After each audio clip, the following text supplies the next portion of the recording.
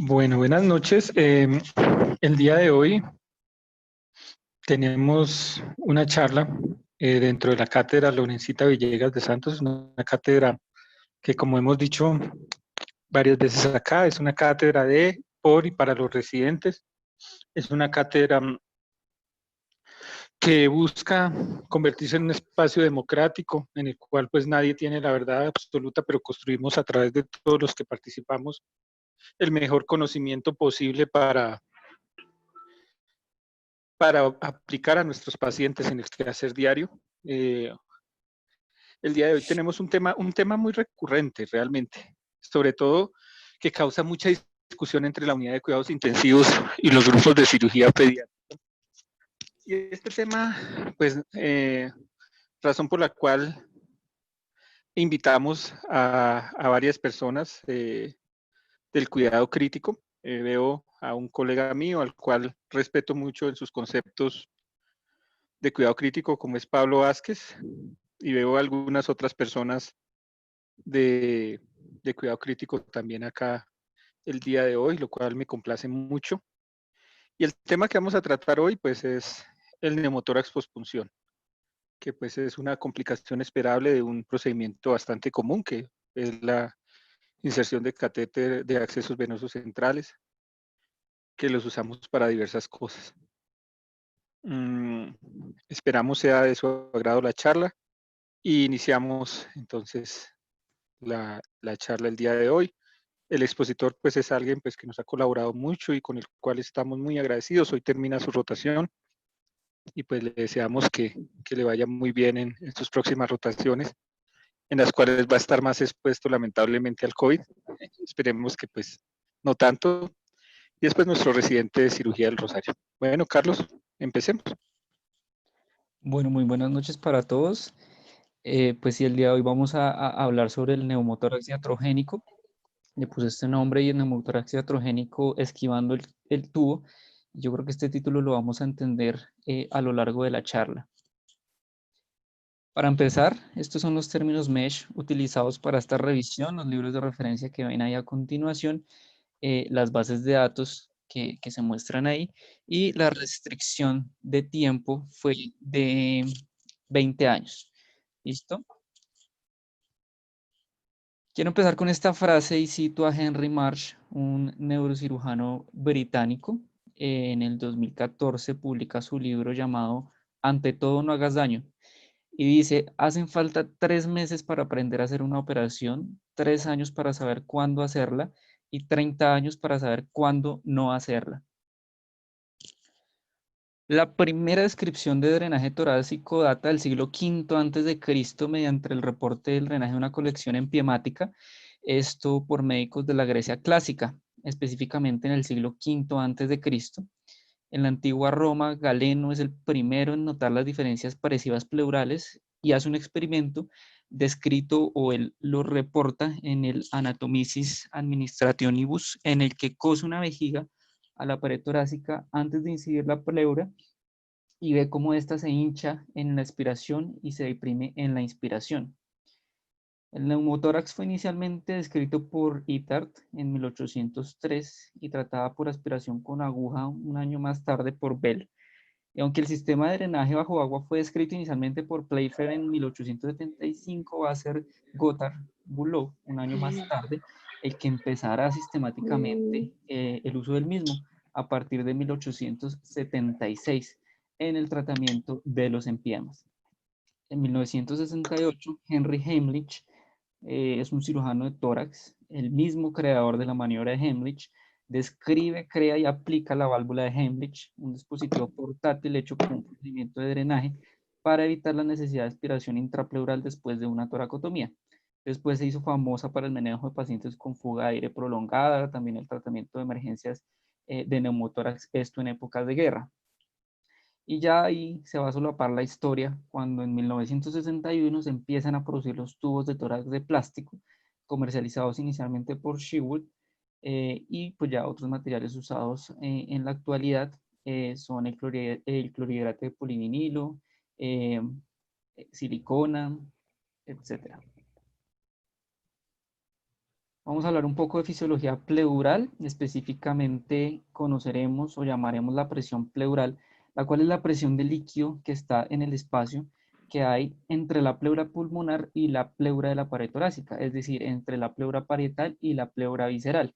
Se habla que normalmente existe una cantidad entre 0.13 más o menos 0.006, perdón, cc kilogramo en dicho espacio, y esta presión es ligeramente negativa. La presión pleural normal al comienzo de la inspiración es de aproximadamente menos 5 centímetros de agua, que es la magnitud de aspiración necesaria para mantener los pulmones expandidos y las pleuras adosadas. Durante la inspiración normal, esta presión se va a hacer más negativa y alcanzando un valor de hasta menos 7.5 centímetros de agua. Estas relaciones entre las presiones pleurales y las modificaciones del volumen pulmonar son las que pues se muestran acá en esta figura que estoy señalando. En la inferior se va a representar la negatividad creciente desde menos 5 hasta menos 7 durante la inspiración, y en la parte superior ya es el aumento del volumen pulmonar de hasta 0.5 litros. Después de la aspiración se va a producir esencialmente una inversión de estos fenómenos. Y como siempre empezaremos con este caso clínico que pues iremos desglosando a lo largo de la charla. Entonces esta es una paciente adolescente, 15 años, femenino, tiene antecedente de diabetes mellitus tipo 1 y cilurio requirente, y llega con una cetoacidosis diabética severa. Es necesario en sala de reanimación, esto en Clínica Roma, el paso de un catéter venoso central, esto fue el 5 de julio del 2020, y la remiten a Clínica Infantil con subsidio para manejo integral por nuestro servicio, por pediatría específicamente. Y esta es la placa de control. Entonces, fíjense que pues sí, el catéter se ve bonito bajando, pero tiene un neumotórax derecho, que es este que se ve acá. ¿Cómo vamos a definir el neumotórax iatrogénico? Es aquel que se presenta después de algún procedimiento invasivo, diagnóstico o terapéutico. Esa es la definición que nos da el Thoracic Cardiovascular Surgery. En cuanto a epidemiología, traigo este estudio, también publicado en el 2019 en el Thoracic Cardiovascular Surgery en el 2009, el cual estudia la etiología y la incidencia del neumotórax iatrogénico. Se registraron pacientes que fueron tratados para neumotórax iatrogénico. Fue un estudio retrospectivo, duraron más o menos 8 años, se realizaron un total de 12.010 procedimientos invasivos y se reportó que 164 pacientes, es decir, más o menos de 1.36%, fueron los que desarrollaron neumotórax iatrogénico. La edad media fue de 49 años, pero fíjense que en este estudio incluyó pacientes pediátricos con un rango desde los 8 meses hasta los 93 años. El 56% de los procedimientos invasivos que causaron neumotórax postpunción se realizaron bajo una condición emergente o de emergencia, y el 43% se realizaron bajo manera electiva. El tipo de procedimiento invasivo que más causó neumotórax iatrogénico fue el cateterismo venoso central, con 72 pacientes para un porcentaje del 43%, seguido de la toracentesis con 33 pacientes para un 20%, y el barotrauma debido a ventilación mecánica con 15 pacientes. Es una condición con una prevalencia muy variable, y esto dependiendo del centro donde nosotros lo veamos, pero es cercana del 1.2%. Esto teniendo en cuenta pues la totalidad de los procedimientos invasivos, y se identificaron factores de riesgo para desarrollar un neumotórax específicamente, y es tener una enfermedad pulmonar de base y la experiencia del operador. Y ahora bien, ¿quién causa o qué grupo es el que causa más neumotórax para este estudio? En primera fila, los anestesiólogos con un 23%, seguido de cirugía cardiovascular. Hay un grupo que ellos mencionan ahí que incluye los neumólogos, y de ahí para abajo, cirugía está casi en el sexto lugar con un 7.3%. Respecto a centros de entrenamiento u hospitales universitarios o con personal en formación, digamos que esto ya se ha estudiado específicamente en este ensayo del 2016, publicado en el Journal of Critical Care. Esto en el 2016. La introducción empieza con un apartado que es muy cierto, y esto nos completa todo, y es que el neumotórax iatrogénico es un indicador de seguridad del paciente. Y este estudio examinó o evaluó si había una diferencia significativa en la tasa de neumotórax iatrogénico en hospitales docentes en comparación con hospitales no docentes. Fue un estudio de corte retrospectivo sobre la incidencia del neumotórax iatrogénico. Y estos fueron los resultados. Perdónenme. Se compararon dos grupos y se calcularon los valores de P y encontraron que los hospitales universitarios tenían un neumotórax diatrogénico significativamente mayor incidencia en comparación con hospitales no docentes en cada año del periodo de estudio con una P estadísticamente significativa menos de 0.00001. Y fíjense que después del año 2003 o del 2003 para abajo la incidencia se aumenta y la P cae, es decir, las diferencias son más significativas en comparación de los grupos. Y ellos lo interpretan debido a que las regulaciones de horas del servicio implementadas en el 2003 en instituciones de enseñanza disminuyen los procedimientos por residente, alcanzando la curva pues más tardíamente. Bueno, y en cuanto a fisiopatología, primero algo rápido de anatomía. La pleura tiene 5 segmentos o 5 subtipos, empezando por la pleura visceral en la imagen pintada acá en naranja y la pleura parietal que a su vez se va a dividir en 4. La pleura diafragmática, la pleura mediastinal, la pleura cervical y esta última de gran importancia en el desarrollo de neumotórax diatrogénico, específicamente pospunción, bien sea yugular o subclavia, se va a producir una solución de continuidad en esta pleura comunicando o igualando las presiones pleurales y el aire exterior. Va a entrar aire a la cavidad pleural hasta igualar las presiones. Esta pleura cervical se ha reportado que puede ascender a cuello, inclusive hasta encontrarse a nivel de C6 o C7 y se encuentra fija o anclada a estructuras en cuello mediante la fascia de Simpson o membrana suprapleural, también a través de la fascia traqueoesofágica, y es acá donde se verán implicados los procedimientos invasivos de la vía aérea superior como las traqueostomías o inclusive intubaciones complicadas o intubaciones difíciles por los ligamentos pleurales. Hay que conocer o mencionar los otros tipos de neumotórax. Entonces, el neumotórax puede ser de 3 tipos. El primario espontáneo, el cual no tiene un evento precipitante externo y no hay presencia de enfermedad pulmonar de base. Tenemos también el neumotórax secundario espontáneo, el cual es secundario, valga la redundancia, a complicaciones de enfermedades pulmonares. Y está el neumotórax traumático, el cual puede ser iatrogénico o no iatrogénico, el cual, pues el iatrogénico se va a presentar, como ya les había dicho, secundario a una intervención médica. Y esto principalmente debido a catéteres, toracentesis, ventilación mecánica, y en esto específicamente por el barotrauma, biopsias o traqueostomías. Las manifestaciones, si el paciente está consciente, presentará generalmente disnea y dolor pleurítico. Y el examen físico puede tener algo de desviación traqueal y más marcada, sobre todo en casos de neumotórax a tensión, el cual puede ser secundario a cualquier tipo de neumotórax, bien sea traumático, tanto iatrogénico como no, primario o secundario. Va a haber disminución de la expansión pulmonar, ausencia de ruidos respiratorios, percusión hiperresonante, enfisema subcutáneo y esto pues del hemitórax afectado. El diagnóstico o el gol estándar para el neumotórax definitivamente es imagenológico. Digamos que uno empieza a tener sospechas diagnósticas con el examen físico y la evolución del paciente, pero la confirmación definitivamente es imagenológica y uno tiene distintas herramientas imagenológicas para documentar este neumotórax. ¿Y qué método escoger? Dependerá de la estabilidad del paciente, disponibilidad de ultrasonografía y el grado de sospecha. Empezamos con la radiografía de tórax. Es un estudio que generalmente se pide de primera línea, una muy buena sensibilidad y especificidad cercana al 96 y 98% específicamente. Esto para neumotórax se demuestra por la presencia de la descrita o la llamada línea pleural blanca, formando una interfaz entre el pulmón y el aire pleural. Va a haber ausencia del árbol traqueobronquial hasta los límites con la pared torácica y hay un aumento del volumen del hemitórax ipsilateral, como se ve en la imagen de acá. Esto es lo que señalan las flechas amarillas, será la llamada línea blanca, en este caso en un neumotórax izquierdo. No es inusual que se presente un hidroneumotórax, en el cual en el contexto de un neumotórax traumático iatrogénico o no iatrogénico, este hidro pudiese corresponder a sangre. Se va a ver un borramiento del ángulo costofrénico pues ipsilateral con un nivel hidroaire.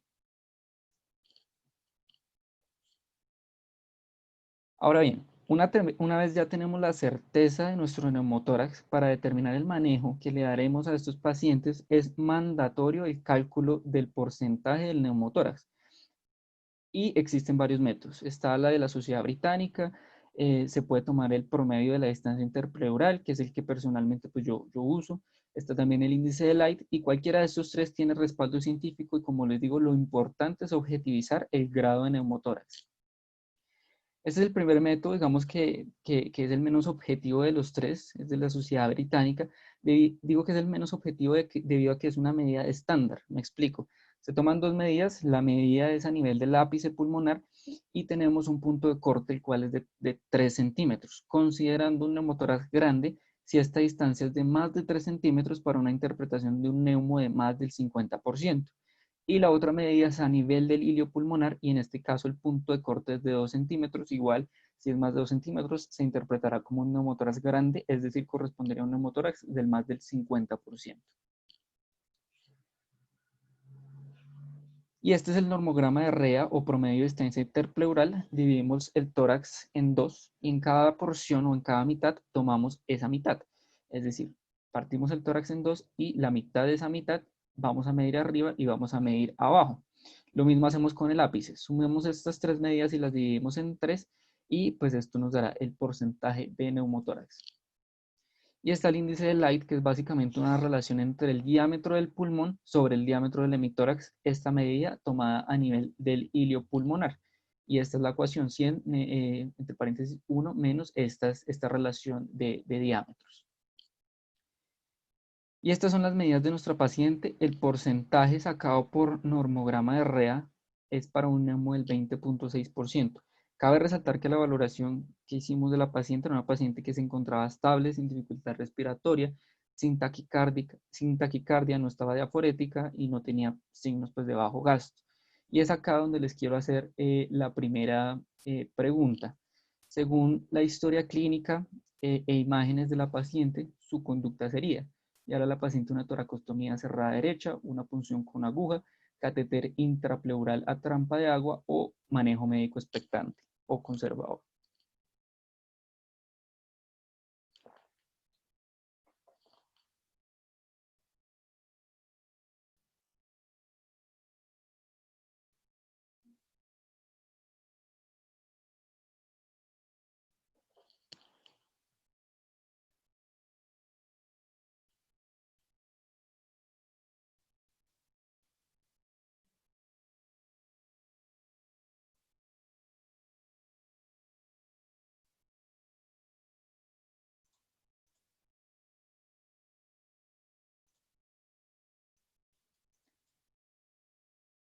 Bueno, el 58% dijo que seguiría el manejo médico o llevaría al paciente un manejo médico, 25% llevaría al paciente a un tubo de tórax, un 8% llevaría al paciente a una punción con aguja, eh, y un otro 8% llevaría al paciente a un catéter intrapleural a trampa de agua. Bueno. Bueno, complementando lo de los estudios imagenológicos, está la ultrasonografía. Digamos que en la última década ha tenido un auge importante y tiene indicaciones sobre todo en pacientes inestables o los cuales sospechamos neumotórax a tensión, en donde llevarlo o esperar una radiografía de tórax portátil tomaría segundos vitales para este paciente. Y lo que se verá o lo que veremos en el monitor del ecógrafo serán patrones específicos en modo M o en el modo de movimiento, que son estos. Se describen dos patrones, y es el patrón de playa y arena, que es este de acá, que sería un patrón normal, que interpretaríamos como normal, y este es el patrón en código de barras, que sugeriría un neumotórax. Y esto ya tiene evidencia estudiada específicamente en neumotórax iatrogénico. Este pues es un estudio con ultrasonografía, el cual se realiza al lado de la cama del paciente. Es una revisión sistemática y metaanálisis publicado en el Critical Care del 2018, y los resultados primarios fueron interpretados en cuanto a especificidad y a sensibilidad. Se incluyeron 25 estudios para un total de 2.548 pacientes, y 2.602 colocaciones de catéteres venosos centrales. Y lo graficaron mediante este forest plot para una especificidad del 98% y sensibilidad del 68% para la ultrasonografía al lado de la cama en pacientes con neumotórax postpunción iatrogénico. Acá también median la colocación adecuada o una posición adecuada del catéter. Concluyen que pues sí, efectivamente la ultrasonografía es una solución precisa y factible como modalidad diagnóstica para detectar bien sea un neumotórax postpunción o una malposición del catéter venoso central, pero tiene algunas desventajas y es que no todos los centros cuentan con este tipo de entrenamiento y de equipos, y una ventaja sobre la radiografía sería que pues se realiza más rápido y no está sujeto a radiación a los pacientes. Ahora bien, el tratamiento conservador tiene tres pilares y hay que atacar el neumotórax desde dos bandos o dos puntos estratégicos. El primero es mediante la oxigenoterapia, jugando con la difusión de los gases, y el otro es aumentar el reclutamiento alveolar mediante terapia respiratoria o incentivo, ejerciendo una presión mecánica sobre el neumotórax. Estos pacientes siempre se deben monitorizar, sobre todo en neumotórax muy limítrofes, y vigilar periódicamente ante riesgo de deterioro o complicaciones. Se debe objetivizar la evolución del neumotórax mediante imagen, las cuales se recomiendan pedir en periodos de entre 24 a 48 horas. Entonces partimos del hecho de que el aire atrapado en la cavidad pleural es un aire ambiente, ¿sí? La administración de oxígeno suplementario se ha demostrado que acelera la tasa de absorción de aire pleural en situaciones clínicas y experimentales. Digamos que al respirar el 100% de oxígeno en lugar de aire, la presión alveolar de nitrógeno cae, el nitrógeno se elimina gradualmente del tejido y el sistema vascular va a absorber el oxígeno. Esto va a causar un gradiente entre el capilar tisular y el espacio del neumotórax, resultando en un aumento de la absorción del espacio pleural. Se va a recomendar a pacientes hospitalizados con cualquier tipo de neumotórax que no somete a aspiración o toracostomía con sonda, siempre tratarlos con este oxígeno a concentraciones del 100%. Normalmente hay una disminución del 1.25 del volumen que se absorbe cada 24 horas, por tanto el 10% del volumen se va a absorber en 8 días. Por eso no hay que estar pidiendo radiografías seriadas cada 8, cada 6, cada 12 horas. Inclusive lo mínimo es esperar 24 horas. Se dice que hasta el 20% del neumotórax se va a resolver en 16 días y así sucesivamente. ¿Y cuál es el punto de corte para ofrecerle a un paciente manejo médico? Se propone este algoritmo, que es publicado en el Journal of Hospital Medicine en el 2013, sobre el manejo del neumotórax iatrogénico.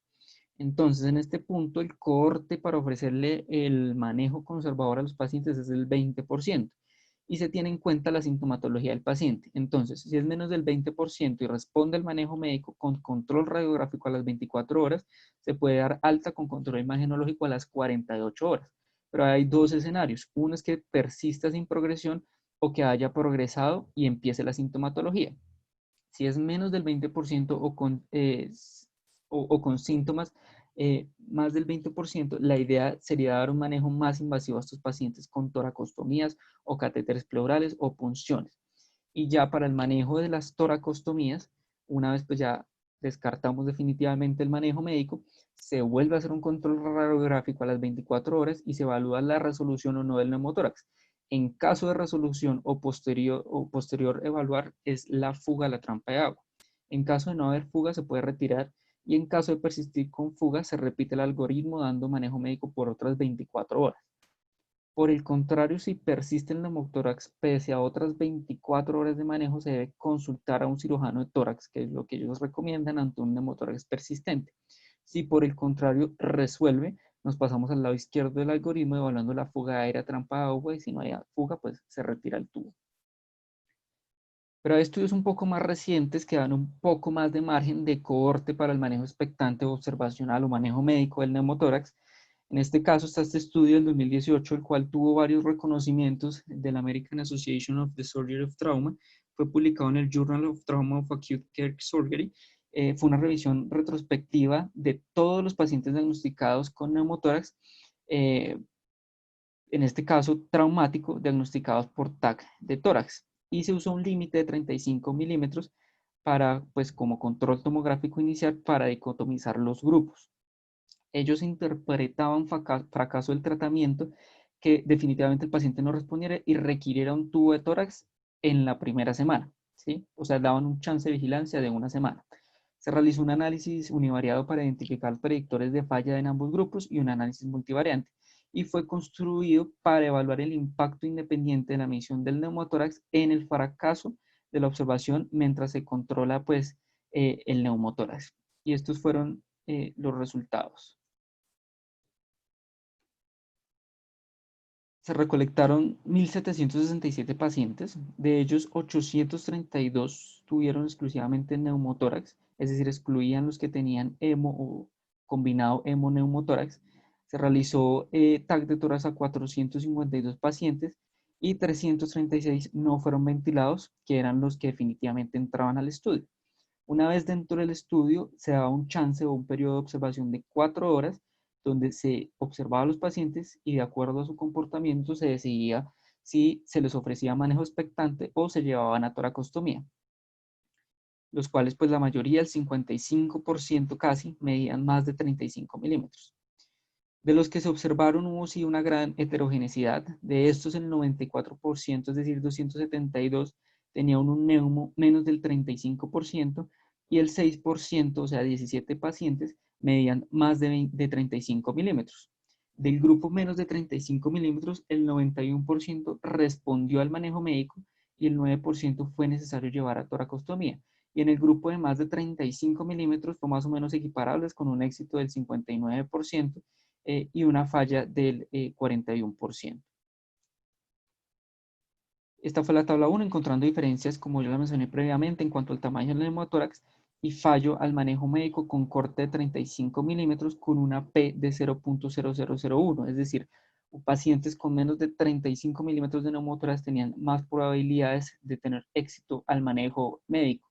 Y otra diferencia fueron los días de hospitalización, también con una P de menos de 0.0001 entre ambos grupos.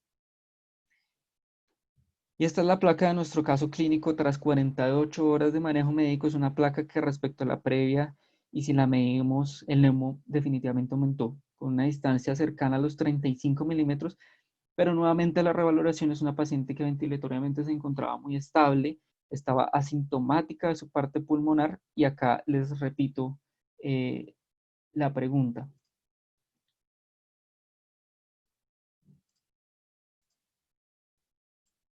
De acuerdo a la evolución clínica y control imagenológico, esto con la evolución de la paciente, más o menos son como las mismas opciones de la pregunta pasada. Continuaría el manejo observacional, definitivamente llevar la toracostomía cerrada derecha, punción con aguja o catéter intrapleural a trampa de agua.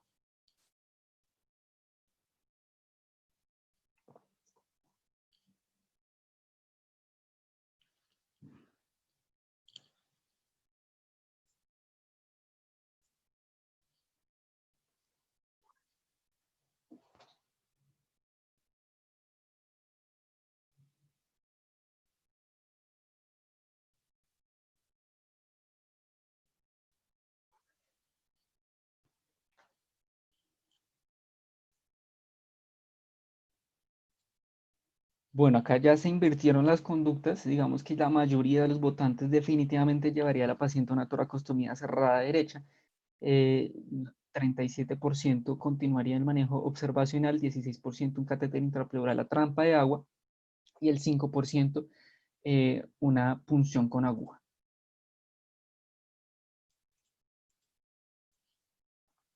En nuestro caso, teniendo en cuenta la respuesta clínica de la paciente, decidimos seguir dándole el chance al manejo médico, pero ya nos estábamos preparando y estábamos contemplando otras posibilidades para el manejo de esta paciente, y son las conductas que mencionaré de aquí en adelante. Otra opción que uno tiene es la aspiración directa del neumotórax con una aguja. El objetivo es remover el aire pleural con retiro de la aguja, o inclusive se puede dejar con otros dispositivos tipo Yelco, esto conectado a un sistema de vacío o una trampa de agua para una evacuación más prolongada. Tiene una tasa de éxito de hasta el 75%, pero tiene muchas complicaciones. Puede haber conversión a neumotórax a tensión, empeoramiento del neumotórax, lesiones vasculonerviosas, específicamente del paquete intercostal, y la evidencia acerca de estas funciones que dicen. Este estudio específicamente en población de neonatos, publicado en Cochrane del 2019, La idea era comparar la eficacia y la seguridad de la aspiración con aguja, ya sea con extracción inmediata de la aguja o con la aguja in situ, versus el drenaje con un tubo de tórax pues, intercostal en el manejo del neumotórax neonatal. Se incluyeron 2 ensayos controlados, digamos que no había más estudios para un total de 142 neonatos. En realidad no hubo mayores diferencias entre las tasas o comparando la mortalidad de ambos grupos. Los 2 estudios que se incluyeron se diferenciaban en que uno sacaban la aguja inmediatamente posdrenado el neumo y el otro lo dejaban conectado a un sistema de drenaje. Pero pues en cuanto a mortalidad, que es esta primera outcome, no hubo diferencia.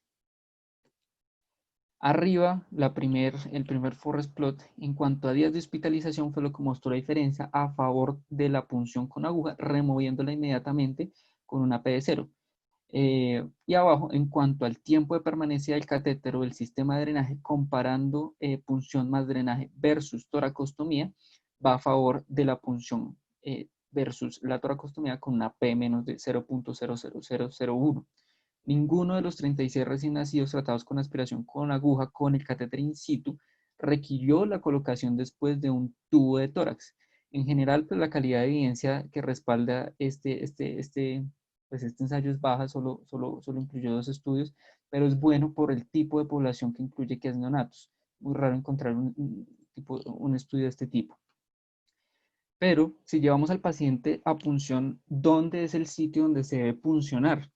Este es un diagrama publicado en un estudio realizado en niños en el Scandinavian Journal of Trauma en el 2019. Utilizando la tomografía computarizada, se determinó la longitud y el diámetro óptimo de las agujas para permitir una descompresión exitosa y al mismo tiempo minimizar el riesgo de lesiones a estructuras intratorácicas, pues también de vasos intercostales y nervios. Se tomaron en este caso niños de 0, 5 y 10 años. El grosor de la pared torácica y el ancho del espacio intercostal se midieron y se evaluaron en los diferentes grupos etarios y se evaluaron 3 agujas diferentes en diámetro y longitud con respecto a la longitud suficiente para lograr una descompresión efectiva y pues que estos pacientes no vayan a tener riesgo de órganos intratorácicos y los vasos y nervios intercostales. Se tomaron casi 200 tomografías, 197 TACs de tórax y un total de 139 niños. Y concluyen estos puntos para lugares seguros para las punciones con agujas si uno quiere descomprimir un neumotórax. Y es el segundo espacio intercostal, línea medio clavicular, el cuarto espacio intercostal, línea axilar anterior, y esta punción siempre debe ser perpendicular a la caja torácica. Fíjense que hay órganos, sobre todo el corazón, que se encuentra ahí nomás. Por eso estos espacios los determinaron como seguros, siempre dirigiendo la aguja perpendicular a la caja torácica. Y esto es lo importante. ¿Qué tipo de aguja usar según la edad del niño? Si tiene 0 años, la idea es usar un Yelco 22 con una longitud de aproximadamente 2.5 centímetros. Si tiene 5 años, un Yelco 20 para una longitud de 3.2 centímetros. O si tiene 10 años, puede usar ya un Yelco de 18 para una longitud de 4.5 centímetros. Otra opción son los catéteres pleurales. Los más usados son los pigtails. Se utilizan o se han indicado para neumos del más del 30% y el diámetro de estos catéteres varía entre 8 a 14 French. En esta revisión sistemática y metaanálisis publicado en Chest en el 2018, incluye estudios tanto de adultos como de niños comparando el catéter pigtail con el tubo de tórax para el manejo del neumotórax. Se incluyeron un total de 11 estudios para un total de 875 pacientes. Y en esta rama de Forest Plot se muestra que la tasa de éxito fue similar en el catéter pigtail y los grupos de tubo de tórax, con un OR de casi 0.99. Acá divididos por subgrupos donde pues tampoco hubo diferencia en el neumotórax iatrogénico, pero en el global sí hubo diferencia. Sin embargo, específicamente el drenaje pigtail se asoció con una tasa de complicaciones significativamente menor después del neumotórax espontáneo versus el tubo de tórax con una P de 0.06, casi al 0.5. También el drenaje pigtail o los catéteres intrapleurares se asoció con una menor duración del catéter, o es decir, en tiempo de duración de tórax, tubo de tórax versus el catéter, con una P de 0.01. En estancia hospitalaria también fue a favor del Pictel con una P de menos de 0.0001 y concluyen que colectivamente el drenaje Pictel puede ser considerado como la opción de tratamiento inicial para pacientes con neumotórax. Idealmente se necesitan pues ensayos controlados, aleatorizados para comparar el Pictel versus el tubo de tórax, pero pues es una opción muy viable. Esta es nuestra paciente a las 48 horas desde el último control. El neumotórax empezó a mejorar y teniendo en cuenta las consideraciones de la disminución del neumotórax por día, empezamos a ver que respondía al manejo médico. Acá, 48 horas después, hubo una disminución de casi el 10% del neumotórax versus el control previo. Por último, también se han descrito manejos ambulatorios para este tipo de pacientes, esto con ayuda de la válvula de Hemlich. Este estudio del 2013, publicado en Tórax, fue una revisión sistemática, se incluyeron 18 estudios que informaron sobre el uso de la válvula de Hemlich en 1.235 pacientes, dentro de los que se encontraban pacientes con neumotórax espontáneo primario, secundario y iatrogénico. El manejo ambulatorio de con válvula de Hemlich tuvo un éxito de casi el 86%, es decir, 1.060 pacientes de 1.235 respondieron al manejo ambulatorio con la válvula de Hemlich. Fíjense que los subgrupos del neumotórax iatrogénico fue el que mejor le fue o el que mejor respondió con un 97%. En realidad las complicaciones graves son raras, los resultados a largo plazo son comparables con los tratamientos actuales, específicamente con el tubo de tórax, poniendo el uso de la válvula de Hemlich para el tratamiento ambulatorio del neumotórax como una opción viable y con beneficios como la comodidad del paciente. Esto obviamente en pacientes mayores. Y esta es la placa final de nuestra paciente. Finalmente responde al manejo médico y específicamente duró 6 días de manejo conservador con adecuada respuesta de evolución, control radiográfico con resolución del neumotórax, termina compensando su cetoacidosis diabética y finalmente pues se le da egreso. Para concluir, quiero dejarles que el neumotórax iatrogénico se presenta posterior a algún procedimiento médico invasivo, bien sea diagnóstico o terapéutico. La sospecha diagnóstica debe ser clínica, la confirmación será mediante imagenología y el método a elegir dependerá del estado del paciente, viabilidad de ecografía y el grado de sospecha. Siempre para determinar qué vía de abordaje cogeremos se debe calcular el porcentaje de neumotórax y ofreceremos o se puede ofrecer un manejo médico a neumotórax si es menos del 35%, que estén estables y que estén asintomáticos. Estos pacientes a los cuales llevamos a manejo médico deben tener una vigilancia estricta y el control radiográfico puede hacerse a las 24 o 48 horas. Hoy en día, sobre todo en los últimos 10 años, con el venimiento de la ciencia, se han creado y estudiado y respaldado distintas alternativas terapéuticas a la toracostomía cerrada, como es la punción con aguja y los catéteres pleurales.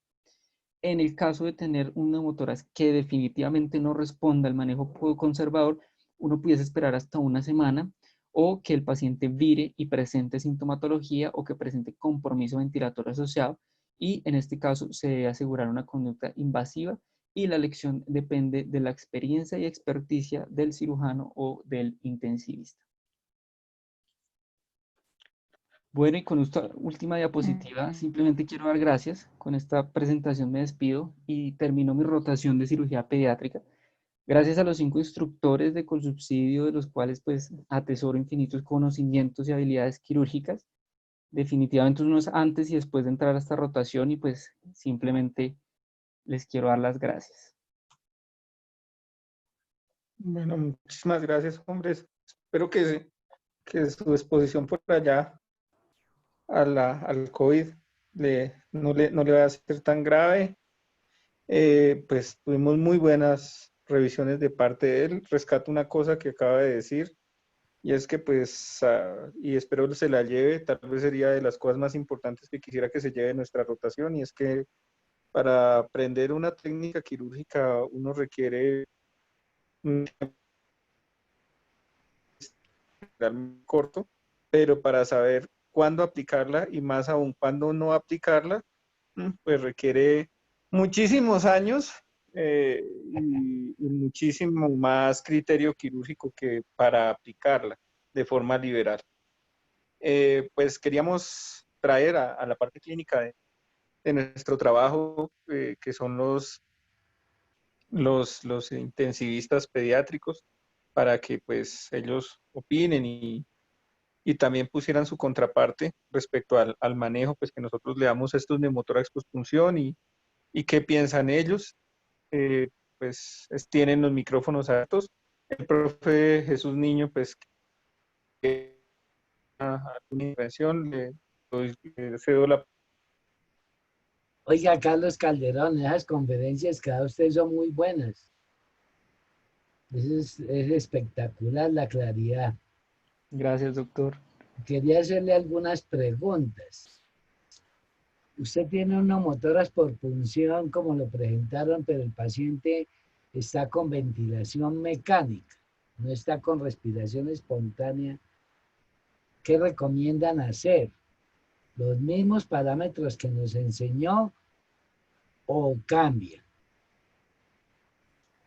Eso pues, en este caso estaríamos hablando de un neumotórax iatrogénico, pero no sería pospunción, sino nos iríamos más a una causa tipo barotrauma.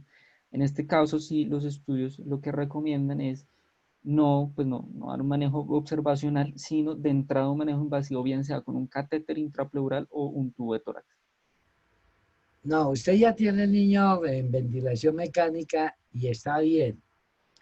Y va y le pone un catéter y usted hizo un neumotórax. No es por barotrauma, fue por la punción. Cambia el problema, cambia el abordaje, prefiere tubo de una. Pues depende, ¿no? Si es un neumotórax pequeño, uno podría dar un manejo expectante. Y yo me adhería a la ley de los 35 milímetros, ahí inclusive, pues a pesar de que descartaban los pacientes ventilados, sí mencionaban o en un apartado decían que pudiese aplicarse a los pacientes ventilados. Entonces, uno pudiese acogerse a la ley de los 35 milímetros y qué tan estable está el paciente. Esa era la otra pregunta. Usted dice que 35% de neumotórax uno ya no puede estar en observación. ¿Con qué fórmula la saca? ¿Con la herrea? La de Porque los el 35 límite milímetros a es con la 50. británica, que es el límite, o sea, el límite interpleural a nivel del ilio. Esa es la de los 35 milímetros. La del British. Sí, señor. Listo, listo. La aguja con que hace la punción Bueno, ya nos dio el diámetro y la longitud, pero no nos habló de la punta. Hay unas agujas que tienen un bisel muy largo. ¿Hablan de eso alguna cosa? Pues en general hablaban de yelcos. No Ayer, especificaban, sí, señor, no especificaban las puntas de las agujas, sino hablaban más de yelcos. ok, lo felicito. 18, Muy bien, 20 y muy bien. 22. bueno, complementando lo que dice Carlos, digamos que nosotros hemos tratado de diferenciar el neumotórax pospunción del neumotórax por barotrauma. En el neumotórax por barotrauma, pues sí, es imperativo darle un manejo un poquito más, pues un poquito no, más liberal al tubo de tórax, pues porque la dinámica del tórax de esos pacientes ha cambiado, pues por la intubación endotraqueal y por la ventilación mecánica. Y estos pacientes pues necesitan un tubo, ¿sí? O sea, los pacientes que uno identifica un neumotórax por barotrauma. Una cosa diferente y que ha sido el motivo de muchas peleas, digámoslo así, peleas, cierro comillas, de los grupos de cirugía versus los grupos de cuidado crítico, es el neumotórax en el paciente ventilado que se hace posterior a una punción y que uno tiene como digamos, como elemento causal claro una punción para una inserción de un catéter o para una inserción de algún dispositivo intravascular. Entonces, pues en esos pacientes hay bastantes estudios que soportan que uno pudiera, a pesar del cambio en la dinámica ventilatoria de esos pacientes y la ventilación de presión positiva, intentar un manejo más conservador. Sin embargo, pues la verdad, a la fecha siempre hay mucha resistencia de los grupos de cuidado crítico. Yo quisiera oír pues a los intensivistas que están el día de hoy, a ver ustedes cómo ven esta parte. Si ustedes en algún momento, pues cuando a mutuo propio le dan manejo a este tipo de pacientes, ¿cuál es su preferencia o cómo han manejado estos pacientes? Si quisiera alguno de los intensivistas que nos acompañan en la noche de hoy tomar la vocería y hablar al respecto, tienen los micrófonos para ustedes.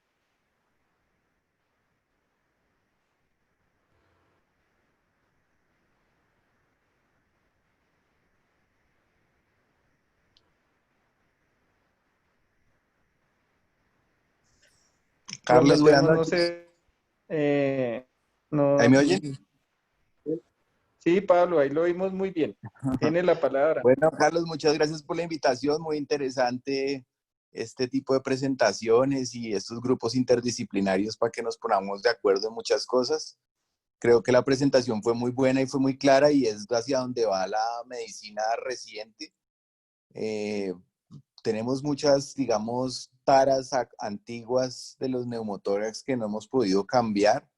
Lo principal creo hoy en día y lo que realmente deberíamos estar girando los intensivistas es sobre todo a no causarlos, y definitivamente en eso el advenimiento del ultrasonido para el paso guiado nos ha mejorado un montón la incidencia de este tipo de complicaciones.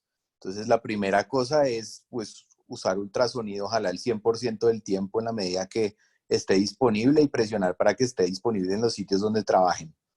Lo otro es, una vez se genera el neumotórax, pues el seguimiento ultrasonográfico es muy útil porque se puede hacer frecuente y puede uno estar mirando qué tanto compromiso tiene en pacientes asintomáticos, ventilados o no ventilados. Si es pequeño, se le puede dar seguimiento médico, no habría problema. Y yo sí abogo para que utilicen, en caso de que definan puncionarlo, usar probablemente una técnica de aguja, en la medida que estos pues generalmente no han dejado un gran daño sobre el pulmón y realmente lo único que hay que hacer es una evacuación pequeña y rápida y no necesita, digamos, un tubo de largo periodo, que yo a veces creo que produce más iatrogenia y más daño. Y pues en principio felicitaciones por ese caso que mostraron, creo que ese es el camino y hacia allá quisiéramos ir todos. Ya en los barotraumas, pues efectivamente el problema ahí está en que en cualquier momento puede generar un deterioro ventilatorio mecánico que es muy difícil de manejar. Entonces en esos casos generalmente sí ponemos el tubo de tórax e inclusive intentamos esperar hasta haber retirado la presión positiva de la vía aérea para pensar en retirar el tubo. Nuevamente muchas gracias por la invitación y a ustedes por tan buena charla. A Carlos. Muchas gracias. Muy interesante su apreciación respecto a la ayuda ecográfica en la inserción de dispositivos de acceso venoso central. Esa es una pregunta que yo quisiera hacerle pues a su merced y pues a todos los intensistas que se encuentran acá hoy, y es respecto a la curva de aprendizaje del paso de estos catéteres. ¿Cuántos catéteres ustedes necesitan para afianzar esa curva? Y la facilidad para entender, pues,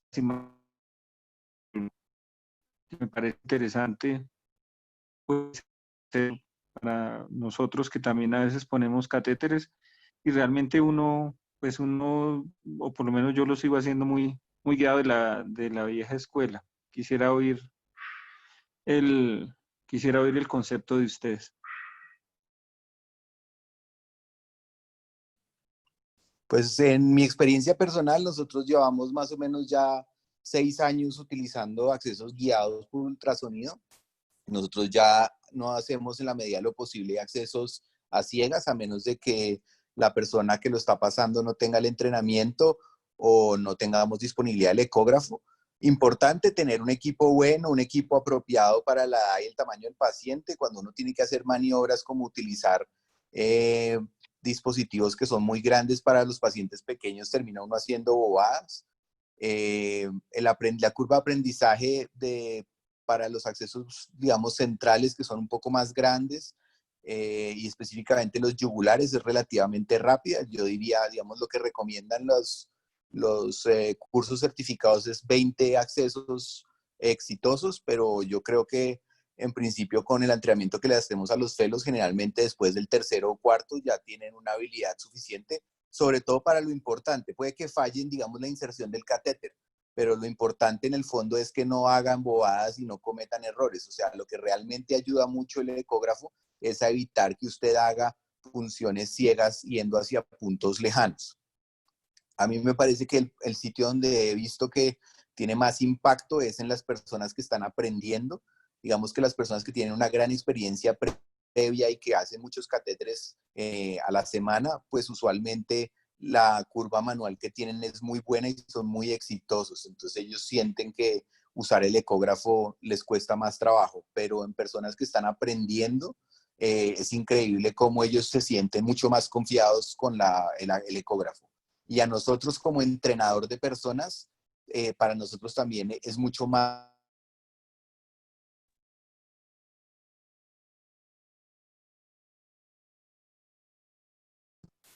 corto. Ya para accesos como femorales y accesos subclavios basados en ultrasonido, sí se necesita mucha más experiencia porque son un poco más complejos de obtener, sobre todo en niños pequeños, y el subclavio por dificultades en las ventanas del ecógrafo.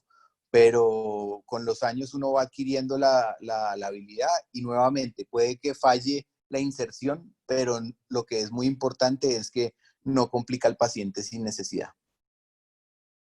Bueno, muchísimas gracias, Pablo, ahí por explicarnos acerca de la curva en estos procedimientos que pues definitivamente aumentan considerablemente una vez se adquiere el conocimiento, la seguridad en el procedimiento para el paciente. Es tal vez una de las cosas que quisiéramos poder enseñarle a nuestros residentes, el paso de estos dispositivos guiados por algún tipo de imagen, por ecografía sobre todo. Y pues trataremos de que las nuevas generaciones de nosotros lo aprendan mejor, realmente. William Murcia quiere hacer una intervención. Tiene la palabra, William. Hola, buenas noches. Gracias, Carlos. Muy buena la presentación. Y sí, de acuerdo con Pablo, incluso nosotros los cirujanos que nos formaron pues poniendo catéteres a ciegas y si no podíamos venodisecar, pues realmente ya cuando uno empieza a usar el ultrasonido como guía ya no se quiere bajar de eso porque realmente facilita muchísimo el procedimiento, sin duda mejora la seguridad de la colocación de estos catéteres, pues se vuelven incluso catéteres o en pacientes en los que inicialmente uno pensaría que no se podían colocar, pacientes que ya estaban venodisecados del cuello con múltiples accesos, y uno les pone el ultrasonido y ahí está la yugular grandísima y se puede colocar sin ningún problema. Y por ejemplo, ya hay tendencias mundiales, incluso guías que hablan incluso de la colocación de estos catéteres grandes como los de hemodiálisis, que realmente no se deberían colocar si uno no tiene una guía ultrasonográfica, porque la posibilidad de que uno termine generando morbilidades muy grandes, pues es muy alta y no debería permitirse. Entonces yo creo que sí hay que presionar en los sitios donde estamos para que se consigan un ultrasonido. No se necesita realmente el ultrasonido más moderno, lo que sí se necesita es que tengan unos transductores pues, adecuados para la edad del niño. Ojalá vengan con el palito de golf, que es el que más se usa, y pues no, yo creo que sí hay que dar ese paso.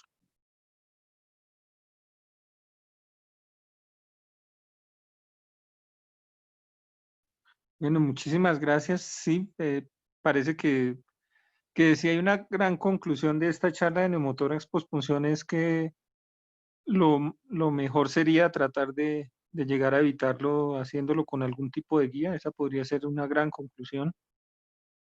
Y la segunda conclusión a la que llegamos es que hay definitivamente como un acuerdo en que cada vez debería, sobre todo si se identifica como causa de ese neumotórax, la punción para accesos venosos, tratar de limitar el uso del tubo de tórax como método para drenar ese neumotórax.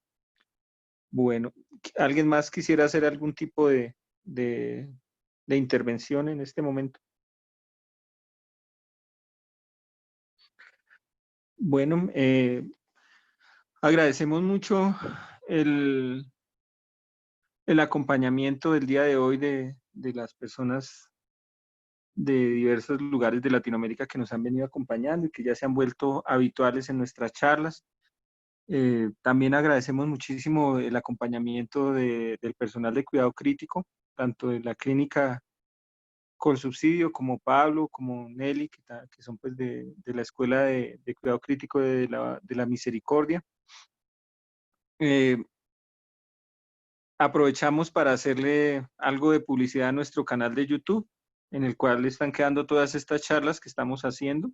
Para quien quiera volverlas a revisar, pues las puede revisar ahí. Y esperamos pues que nos sigan acompañando. Este canal pues que ha sido una ventana académica para nuestros residentes y en el cual pues tratamos de ser lo más democráticos y abiertos posibles para crear un conocimiento basado en consensos.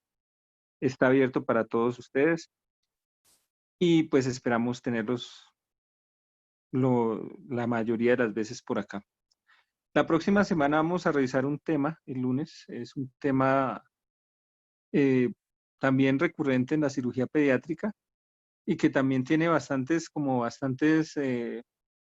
matices, y es el manejo del uraco que se manifiesta de forma aguda, o sea, el uraco infectado, y el momento quirúrgico para este y qué manejo es mejor. Entonces, pues el lunes tendremos una charla acerca de uraco persistente. Los esperamos el lunes a las 7 de la noche para esta charla. Y el próximo jueves también tendremos una charla acerca del ayuno en cirugía pediátrica. Vamos a hacer un critical appraisal topic acerca de esto. Los esperamos por acá y esperamos seguir contando con su presencia en esta charla. Muchísimas gracias. Hasta luego.